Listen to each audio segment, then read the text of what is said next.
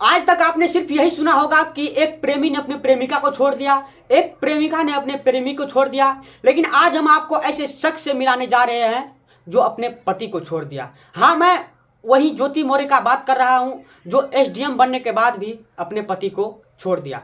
आलोक मौर्य ने अपने पत्नी को पढ़ा लिखा कर एसडीएम बनाया। एसडीएम पद पर ज्योति मौर्य का सिलेक्शन भी हो गया, लेकिन इसके बाद भी ज्योति मौर्य ने अपने पति को छोड़ दिया। इस सारी घटनाओं पर हम विस्तार से बात करेंगे, लेकिन इससे पहले नए दर्शकों का परिचय। मैं विवेक कुमार, आप लोग देख रहे हैं नवतक न्यूज।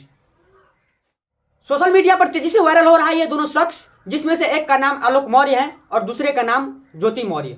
आलोक मौर्य जो बछवल आजमगढ़ के रहने वाला है, वहीं दूसरी तरफ ज्योति मौर्य जो चिरईगांव जनपद बनारसी का रहने वाला है। आलोक मौर्य को 2009 में पंचायती राज सफाई कर्मी में सिलेक्शन होता है। इसके बाद 2010 में आलोक मौर्य को चिरईगांव जनपद निवासी आजमगढ़ के निवासी ज्योति मौर्य से होता है। इसके बाद 2010 में आलोक मौर्य और ज्योति मौर्य दोनों को शादी होता है। इसके बाद उस दोनों की जिंदगी खुशहाल होती है, 2 जुड़वा बच्चे भी पैदा होता है, उसकी ज़िंदगी में पूरा खुशी ही खुशी होता है। उसके बाद ज्योति मौर्य का इच्छा होती है पढ़ने की और आगे बढ़ने की।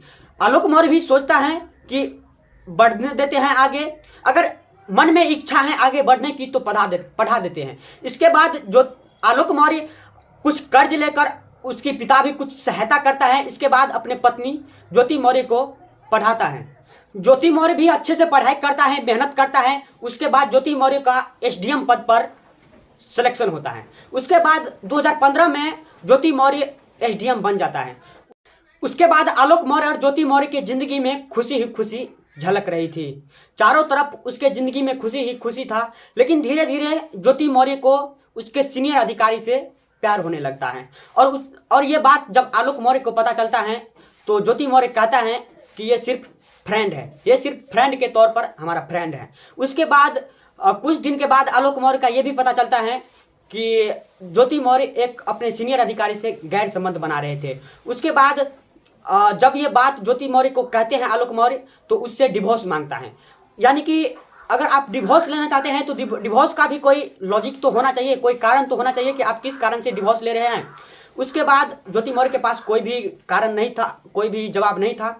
इसके बाद ज्योति मौर्य के भाई सचिन मौर्य धमकी भी दे रही हैं आलोक मौर्य को मारने की। यानी कि आलोक मौर्य का ऐसा आरोप है ज्योति मौर्य पर। वहीं दूसरी तरफ ज्योति मौर्य का कहना है कि आलोक मौर्य शादी के समय दहेज भी लिया था, ऐसा आरोप आलोक मौर्य पर लगा रहा है।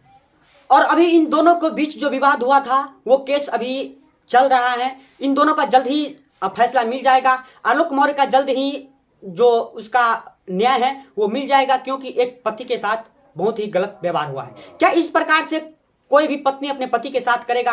एक सीनियर अधिकारी बनने के बाद अपने पति को छोड़ देगा, तो क्या कोई भी पति अपनी पत्नी को आगे बढ़ने के लिए सोचेगा? क्या कोई भी पति अपने पत्नी को आगे बढ़ने देगा? नहीं। इसी प्रकार से हमारा समाज धीरे धीरे भ्रष्ट हो जाएगा, हमारा समाज बिल्कुल बर्बाद हो जाएगा अगर इस प्रकार से चलता रहा तो। लेकिन सबसे बड़ा सवाल यह है कि अगर कोई भी पति इस प्रकार से अपने पति को पढ़ाएगा और पढ़ाने के बाद पत्नी अपने पति को छोड़ देगा, एसडीएम जब बन जाएगा, वो बड़े पद पर जब सिलेक्शन हो जाएगा और जब वो अपने पति को छोड़ देगा, तो क्या कोई भी पति अपने पत्नी को पढ़ाएगा? नहीं ना। सबसे बड़ा दूसरी सवाल यह है कि कोई भी पति अगर इस प्रकार से गलत व्यवहार करेगा तो कोई भी पति अपने पत्नी को आगे बढ़ने के लिए सोचेगा? नहीं सोचेगा। क्या आपको नहीं लगता है कि एक स्त्री की वजह से ये सारा शर्मसार हो रहा है? और सबसे बड़ा सवाल यह है कि अगर इस प्रकार से कोई भी पत्नी अपने पति के साथ गलत हरकत करेगा और एक पत्नी की वजह से, एक स्त्री की वजह से पूरे स्त्री की नाम पर शर्मसार कर देगा, पूरे स्त्री की नाम डुबा देगा, ये बिल्कुल सही नहीं है और इस पर जल्द से जल्द कार्रवाई होना चाहिए। बस यही अपील है। बाकी ज्योति मौर्य और आलोक मौर्य, इस दोनों के लव एंगल और इस दोनों के बीच हो रही विवाद के बारे में आप लोगों को क्या राय है, कमेंट सेक्शन में जरूर बताइएगा। तब तक के लिए मिलते हैं किसी नेक्स्ट वीडियो में। जय हिंद।